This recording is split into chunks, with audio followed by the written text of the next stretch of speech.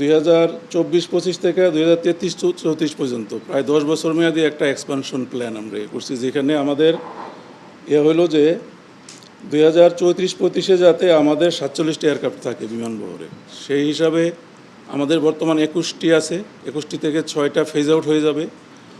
Total মোট 32টা aircraft আমরা পরিকল্পনা করছি, যেভাবেই হোক, যেই সোর্স থেকেই হোক আমাদের বহরে অ্যাড করতে হবে, আইদার পারচেজ ওর লিজ ওর আদার কোনো মেকানিজম যাই হোক, সেটা হলো আমাদের প্রত্যাশা।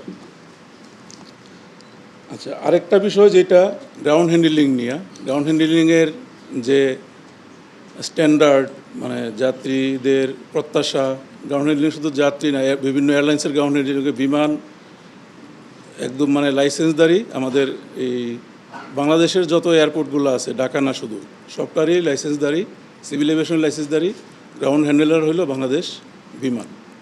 তো সেখানে থার্ড টার্মিনালের প্লাস বর্তমান অবস্থার উন্নয়নের জন্য এখানে আমাদের ইকুইপমেন্ট সংগ্রহ করা হয়েছে 1000 কোটি টাকার মধ্যে, অধিকাংশই চলে আসছে, আরও আসবে, এবং পর্যায়ক্রমে আরও ইকুইপমেন্ট সংগ্রহ করার, প্লাস কম্প্রিহেন্সিভভাবে ইকুইপমেন্টের যে মেনটেনেন্স, এটার যে অপারেশন, তারপরে এটার যে ম্যান পাওয়ার নিয়োগ করা হয়েছে, তাদের ট্রেনিং, জাইকার সাথে যৌথভাবে আরও উন্নত মানে কীভাবে যাত্রী সেবা প্লাস গ্রাউন্ড হ্যান্ডলিং সেবা এবং থার্ড টার্মিনালের যে হিউজ পার ভিউ, সেটাকে কীভাবে আমরা কমপ্লাই করতে পারি, সেই জন্য আমরা প্রিপারেশন নিচ্ছি। এবং আপনারা সবাই অবশ্যই স্বীকার করবেন যে নানা প্রশ্ন থাকলে বর্তমানে গ্রাউন্ড হ্যান্ডলিং এবং luggage check in, luggage receive, এগুলি অনেক উন্নত হয়েছে এবং আশা করি আরও উন্নত হবে।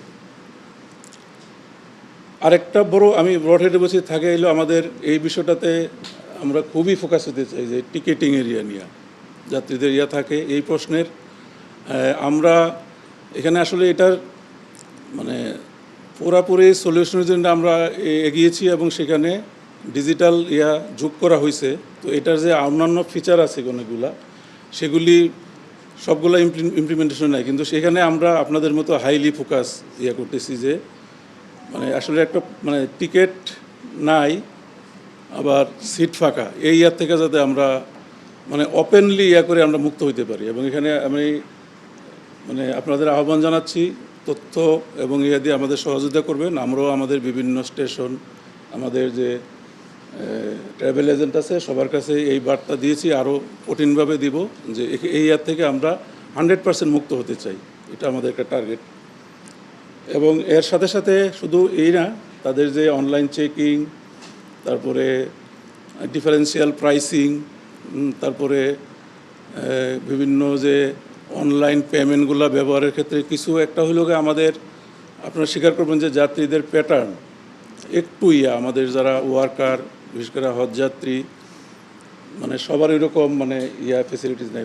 ফিজিক্যাল কন্ট্যাক্টে কিছু কাজ করতে হইব, সেটা আমরা স্বচ্ছভাবে করার চেষ্টা করব। বাট অ্যাভেলেবল অপশন হিসাবে ডিজিটাল সলিউশন যেটা, সেটার পূর্ণ ব্যবহার করে এই থেকে আমরা মুক্ত হতে চাই।